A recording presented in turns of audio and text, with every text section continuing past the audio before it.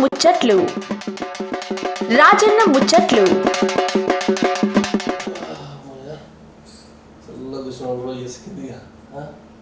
షోపు కూడా బందోబస్తున్నాయి తొలకొస్తున్నా పోడు కానీ మంచిగా చల్లగా కూర్చోబెట్టి పోతే దినా మెడలో తొలకొచ్చు పొద్దు పొద్దు తొలకొచ్చి రోజు కోపం అవుతున్నా ఇక మస్కులో తొలుకొని వచ్చింది నాన్న ఇక అగో ఎక్కడ విన్నావు రాదన్నా ఎన్నలేని మన క్లియర్ మెచ్చుకున్నాం అంటుర్లే ఇక్కడ వచ్చి అంటే ఇప్పుడు శంకర్పల్లి దగ్గరికి వచ్చినాం రా శంకర్పల్లి మండలం చందీప గ్రామం మన ఆర్ఆర్ డిస్టిక్ రంగారెడ్డి జిల్లా ఈ ఊరికి వచ్చినట్టే స్పెషల్ అయిన ఊరు చాలా పురాతనమైన దేవస్థానం ఉన్నాయి చందీప అన్న పేరు సర్పంచ్ మల్లికార్జున దాదాపు 15 సంవత్సరం రాజకీయంలో ఉంటూ మంచి మంచి కార్యక్రమాలు చేస్తున్నాడు గతంలో ఒకసారి వాళ్ళ ఆయన కూడా రిజర్వేషన్ రావడం వల్ల పోటీ చేసి సపోర్ట్తో ఓడిపోయాడు ఇక అదే లెక్క మళ్ళీ ఇంత రిజర్వేషన్ వచ్చని చెప్పేసి అన్న బడిది మంచి భారీ మనుషుడు గెలిచిండు గెలిచినప్పుడు ఏం ఊరికేం దానికి ఇచ్చిండు ఏం కథ అవన్నీ అడిగి తెలుసుకున్నాము పిల్లలు మధ్యకేమో అనేది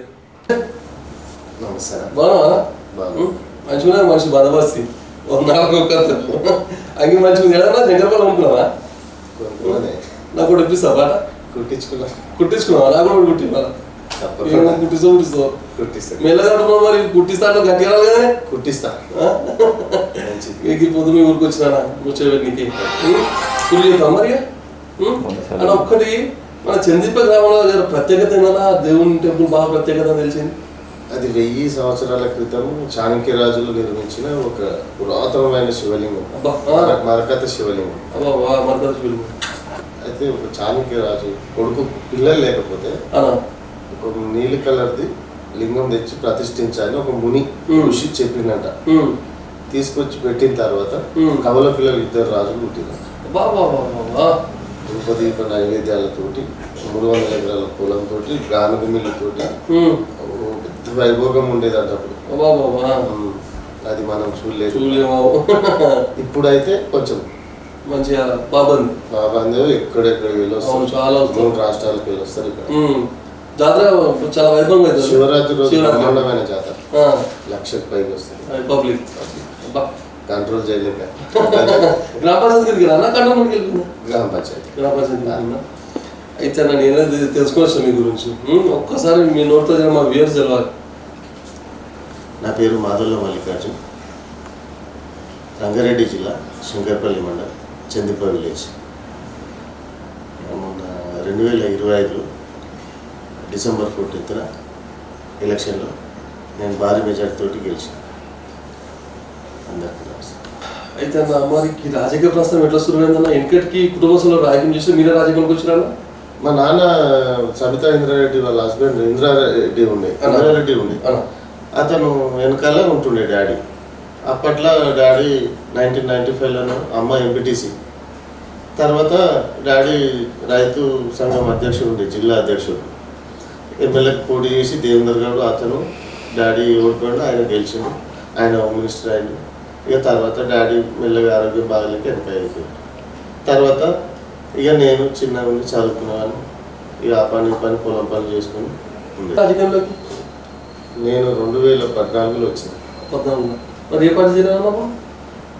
అప్పుడు స్టార్టింగ్లో టీడీపీ ఉండే. టీడీపీ నాయన కూడా టీడీపీ, అప్పుడు నాయన కూడా TDP. First NT Ramarao period నుంచి డాడీ అదిలోనే ఉంది టీడీపీ. ఇక ఇందిరారెడ్డి చనిపోయిన తర్వాత సవితారెడ్డి కాంగ్రెస్లోకి వచ్చింది.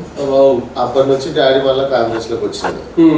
వైఎస్ రాజశేఖర రెడ్డి మన ముఖ్యమంత్రి అయినప్పుడు మేము అందులోనే ఉండేవాళ్ళం. తర్వాత మన కేసీఆర్ గారు అప్పుడు పార్టీ పెట్టినప్పుడు ఇక బాగా రోజుగా అందుకున్నప్పుడు మేము మొత్తం మండలం మొత్తం రోజు పొద్దున్న లేసి తిరుగుడే ఉద్యమం. 7 రోడ్ల మీద అంటే ఆడ కూర్చుని రైల్వే స్టేషన్ అన్ని ఆడినాం, రైలు ఆడినాం, బస్సులు ఆడినాం, అన్ని ఆడినాం. ప్రతి ఒక్కటి ఇబ్బంది. సకల జనుల సమ్మె జరిగింది అప్పుడు, అందరం పాల్గొన్నాం. అంత విలేజ్ కూడా మంచి సపోర్ట్ ఇచ్చింది. తెలంగాణ రాష్ట్రం మొత్తం మంచి సపోర్ట్ ఇచ్చింది. ఇప్పటికి కూడా మా ఊళ్ళో మంచి సపోర్టే ఉంటుంది ఎప్పటికైనా సరే. బీఆర్ఎస్ 2014 ఎవరు అర్థం? నేను కేటీఆర్ అర్థం. ఇక అక్కడి నుంచి నేను విలేజ్ ప్రెసిడెంట్ ఉంది. మన BRS party. BRS party president. అచ్చా, ఆహా. ఇక తర్వాత ఇక మెల్లగా నేను హైదరాబాద్లో డ్యూటీ చేసుకుంటా ఎలక్ట్రీషియన్ చేసేవాడిని. అచ్చా, ఆహా. ఇక అప్పటి నుంచి లాక్డౌన్లో బానేసి మళ్ళీ ఇంటికి వచ్చి పొలం పనులు చేసుకున్నాను. ఎంత ఉంటుంది మనకు తెలుసు? మనకు 5 ఎకరాలు. మరి చదివిన తర్వాత చదువుకున్నావా? నేను 10th వరకు చదువుకున్నాను. 10th పాస్ అవుతున్నాను. ఇక 10th నడిచింది ఇక గడవే పడవైతే. ఎంతమంది ఉన్నారు పిల్లలు? నాకు 3 బిడ్డలు, ఒక కొడుకు. అచ్చా, అందరు చదువుకుంటుంది. అందరు డిగ్రీలు అయిపోయినాయి. 2 పెళ్లి చేసిన. అచ్చా, ఇద్దరు అయింది చాలి, ఇంకిద్దరు అయితే చిన్నోడు. అచ్చా, అందట్లా చదువుకుంటాడు. చదువుకుంటాను. ఇచ్చకేళ్ళకి ఇక సర్పంగా పోటీ చేసి రిజర్వేషన్ వచ్చిన మరి పోటీ చేసినప్పుడు ఇంటికి వెళ్ళి ప్రచారం చేస్తారు కదా, అప్పుడు సమస్యలు ఏం చెప్పారని ప్రజలు ఏ విధంగా స్పందించారు? చాలా ఉండే సమస్యలు. ఏ ఇంటికి వెళ్ళినా సమస్యతోటే షురు అయింది. అట్లా ఏదో ఓటు అడుగుదామని పోతే మాకు ఇది లేదు అది లేదా, తప్పకుండా తీరుస్తాను చెప్పి. అట్లా మరి ఆ సమస్యతో పాటు జరిగిన పైసలు కూడా అడిగి ఉండొచ్చు. పైసలు ఏం లేదు, కరెక్ట్ చెప్పారా? నిజంగా భూముల రేట్ ఎక్కువ ఇక్కడ ఎక్కువ సరే. ఇక్కడ ఏం జరుగుతుందంటే పార్టీ మీద అభిమానం చాలా ఎక్కువ. అట్లా ఎంత డబ్బులు ఖర్చు పెట్టినా వాళ్ళు తీసుకుంటారు, కానీ వేసే వాళ్ళకే వేస్తాం. అంతే కదా, అంతే. మరి నీకెంత వచ్చినా ఖర్చు నువ్వు మంచిగా? నాకేమొచ్చింది, నాకు అంటే 5 లక్షలు 10 లక్షలు రావచ్చు. అది మా ఖర్చులకే వచ్చింది. అది దాటికి తిండికి వాళ్ళకి మా విలేజ్ లో లేదు, మండలికి దగ్గర ఉంది కదా. 24 hours 11 గంటల 12 గంటల దాకా పోలీసులు తిరుగుతారా? మా గేట్ పట్టుకుంటారు. ఒకటే రోడ్డు వచ్చిన బండి నాన్నే అటాక్ చేస్తారు. అంతే. మరి మెజార్టీ ఎంత వచ్చింది? 200 చిల్లర వచ్చింది. 200 చిల్లర వచ్చింది. 222 ఓట్లు వచ్చింది. వారికి వచ్చింది మెజార్టీ. వార్డు మెంబర్లు 5 వచ్చినాయి. 5 వార్డు మొత్తం ఎన్ని వార్డు? 8లో 5 వచ్చినాయి. ఈ మండలం మంచిగా వచ్చింది. మరి మెజార్టీ మంచిగా వచ్చింది. 253 ఓట్ల మెజార్టీ గట్టిగా వచ్చింది. చాలా వచ్చింది. ఇంత భారీ పరిస్థితులు గెలిచినాక ఎటువంటి కార్యక్రమం సులువుగా మన గ్రామంలో? పెద్ద పనులు అంటే డ్రైనేజీ వర్క్ ఉండే. అది ముందు చిన్నది లైన్ ఉండే. ఇప్పుడు నేను వచ్చిన తర్వాత పెద్ద పెద్ద లైన్లు వేయించిన, 2 బోర్లు వేయించిన, 2 రోడ్లు వేయించిన, స్ట్రీట్ లైట్లు వేయించిన, సీసీ కెమెరాలు. మా విలేజ్కి ఎంట్రీ అయిన నుంచి టెంపుల్ పోయి బయటికి వెళ్ళిపోయినాక మొత్తం నా గ్రామ పంచాయతీలో నా సీట్ ముంగట్నే ఉంటుంది. అంత 3 లక్షలు పెట్టి కెమెరాలు పెట్టించిన. వైకుంఠధామం దగ్గర మొత్తం చెట్లన్నీ ఇట్లా పెరిగిపోయి పొదలు అయి నడవనీకి రాకుండా, అటువంటిది మొత్తం ఒక వారం రోజులు జేసీ పెట్టి మొత్తం అన్నీ క్లీన్ చేయించిన, శానిటైజర్ చేయించిన, దోమలకి మొత్తం మిషనే తెచ్చిన కొట్టడానికి. నెలకు ఒకసారి కొడతారు, వారానికి 2 సార్లు కొడతారు. ఇట్లా అవసరాన్ని బట్టి ప్రతి వర్క్ చేయించిన. ఇప్పటికి సొంత డబ్బుతో మన కార్యక్రమాలు చేసేవా మన గ్రామంలో? సొంత డబ్బులతో చేసేదంత లేదు, కానీ ఏదో చిన్నగా ఎవరన్నా గరీబ్ వాళ్ళు చనిపోయారు అనుకో, ఏదో బియ్యము, ఉప్పులో, నూనెలో ఏదో ఇప్పించడము. మన చిన్న కార్యక్రమాలు, అంబేద్కర్ జయంతి రోజు దానదానం చేయించడము, అవి ఏదో చిన్న వృత్త భక్తి సాయం చేస్తాం అంతే, కానీ అంతకంటే ఎక్కువ లేదు. తమాషా మాట్లాడుతున్నాయి. గతంలో మన కేసీఆర్ సార్ పెట్టిన సంక్షేమ పథకాలు, ఈ కిత్తలు మన రేవంత్ రెడ్డి సార్ పెట్టిన సంక్షేమ పథకాలు మధ్యలో వ్యత్యాసం చెప్తావా? కేసీఆర్కు మన రేవంత్ రెడ్డి సార్కు చాలా తేడా. ఆయన పెట్టిన పథకాలను అందుకోవాలంటే ఈయన జన్మ సరిపోదు. ఎందుకోసం అంటే ఒక రైతు బంధు, రైతు బీమా, అలాగే వృద్ధాప్య పెన్షన్లు 2000, కేసీఆర్ కిట్టు, అలాగే ఆడపిల్ల పుడితే 12,000, మగపిల్లాడు పుడితే 10,000. ఇవన్నీ ఇచ్చింది కేసీఆరే కదా.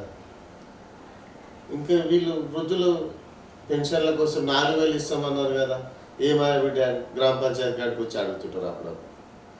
అమ్మ ఇస్తాడేమో, అమ్మ రేవంత్ సార్ ఇస్తారేమో, ఆయన మనకు కలుస్తలేడు చెప్తున్నాడు, కానీ ఇస్తాడేమో అని చెప్పుకుంటా వస్తున్నా. కానీ ప్రతి ఒక్కరు రోజు అడుగుతారు, పెన్షన్కి వచ్చినప్పుడు అడుగుతారు. అట్లా ఇక వాళ్ళు ఆశలు అయితే వదులుకున్నారు. ఇక అంతకుమించి వాళ్ళని ఏం చేసేటట్టున్నారు. ఇప్పుడు కేసీఆర్ గారు చెప్పిండు ఇంటింటికి నల్ల ఇస్తాను, ఇస్తాడో లేదో అని ఒక డౌట్ ఉండే. వచ్చిన తర్వాత చూస్తే ఆశ్చర్యం, ఎవ్వరు కూడా అసలు ఇంటింటికి నల్ల ఇవ్వడం ఏందని ఒక భ్రమలో ఉండిపోయారు. కానీ మాకు ఒకప్పుడు బిందెలు పట్టుకొని బావుల కాడికి వెళ్ళి లైన్లో నిలబడి గంటలు గంటలు కష్టపడుతుండే. అటువంటిది ఇంటింటికి నల్లా వచ్చిందంటే హర్షం, మామూలు విషయం కాదు అది. మళ్ళా ఆయన ఒక్క పని అని కాదు, ఎన్నో పనులు. కళ్యాణ లక్ష్మి, షాది ముబారక్, రైతు బంధు అంటే ఇది ఉంటుంది కదా, అన్నీ. కళ్యాణ లక్ష్మి మా బిడ్డల పెళ్ళి అయితే కూడా వాళ్ళిద్దరికి కూడా వచ్చినాయి చూడరా, తీసుకున్నాక అబద్ధం ఆడద్దు ఇక. అన్నీ వచ్చినాయి, మనకి ఇది రాలేదనే సమస్య లేదు. ఇప్పుడే కొంచెం కొంచెం ఇబ్బంది అవుతుంది తప్ప అంతకుముందు అన్ని బాగానే వచ్చాయి. చెప్తున్నా కార్యక్రమం ఏమున్నాయా? ఒక రోడ్డు సమస్య ఉంది, అది కనీసమైన ఒక 30 సంవత్సరాలు 40 సంవత్సరాల నుంచి కూడా ఊరుకున్న బాధ అంతా ఒకటే సమస్య. ఏ రాజకీయ నాయకుడు వచ్చినా ఎవ్వరు ఏం చేస్తలేరు. ఇప్పటికీ 6 మంది సర్పంచులు అయిపోయారు, అయినా కానీ ఆ రోడ్డు అయితలేదు. ఏదో నేను చేద్దామని ఒక తాపత్రయంతో అక్కడ ఇక్కడ ఆళ్ళ నీళ్ళని బతులాడుకొని రోడ్డు కోసం ఒక ప్రయత్నం చేసిన తర్వాత కూడా నన్ను ముందుకు సాగనివ్వట్లేదు. ఆ పొలాల మధ్యలోకి వెళ్ళి రోడ్ వచ్చింది, R&B రోడ్డు. వాళ్ళు మా పంట పొలాలు అంటున్నారు. పంట పొలాలు అని చెప్పి ఏముందో తీసుకురాప అంటే నేను ఒక రంగారెడ్డి జిల్లా R&B వాళ్ళ దగ్గరికి వెళ్ళి ఒక లెటర్ తీసుకొచ్చిన. వాళ్ళు 66 ఫీట్ల రోడ్ ఉందని 66 ఫీట్ల రోడ్ ఉందని చెప్పి నాకు ఒక లెటర్ ఇచ్చింది. ఆ ఇచ్చిన ప్రకారం నడుచుకుందామని చెప్పి అందులో 66 ఫీట్లు ఉన్నంత మాత్రం 66 ఫీట్లు వేసుకోవట్లేదు, కనీసం ఒక 40 ఫీట్లు తీసుకుందాం అనుకున్నాను. 40 ఫీట్లు కూడా లేదు. మేము 15 ఫీట్లు ఇస్తాం, 21 ఫీట్ ఇస్తాం, ఇష్టం ఉంటే ఇవి లేకపోతే లేదు. ఇంతమంది సర్పంచులు వచ్చారు, ఎవడేం చేయలేడు, నువ్వు ఇప్పుడు వచ్చి చేయనికే నువ్వు పెద్ద మూతేవారుగా ఇట్లా మాట్లాడి నన్ను వెనకడిగి చేపించేసి. ఇప్పుడు రోడ్ ఎక్కడ ఉన్నది అక్కడ ఫ్లైఓవర్స్ అవి లేపి చేపిద్దామని మోరీలు లేపిద్దామని చెప్పి పెట్టినా 1 2 లక్షలు ఖర్చు పెట్టినాం. అవి అక్కడనే ఉన్నాయి, ఇది ఇక్కడ నేలైంది. ఈ పాటికి రోడ్ అయిపోతుండే. దయచేసి నాకు రాజకీయ నాయకులు కానీ ఎవరైనా సరే ఆ రోడ్డు కోసం కొంచెం హెల్ప్ చేయగలని వేడుకుంటున్నాను. నాకు సెలివే వేస్తే మంచిదా, తప్పకుండా మళ్ళీ కలుస్తా. రోడ్ వేసాక వస్తా, కొత్త రోడ్ వేసాక వస్తాయి. తప్పకుండా రావాలి, కొత్త రోడ్ వేసాక వస్తా, తప్పకుండా వస్తానా.